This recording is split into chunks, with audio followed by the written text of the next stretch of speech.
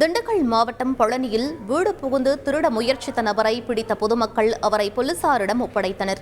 திருநகர் பகுதியில் உள்ள அடுக்குமாடி குடியிருப்பில் முனுசாமி என்பவர் வசித்து வருகிறார். அவரது வீட்டிற்குள் ஒரு நபர் மதுபோதையில் நுழைந்து திருட முயற்சித்த போது அக்கம் பக்கத்தினர் அந்நபரை பிடித்து சரமாரியாக தாக்கினர். இதனைத் தொடர்ந்து சம்பவ இடத்திற்கு விரைந்த போலீசார் அவரை அழைத்து சென்று விசாரணை மேற்கொண்டனர்.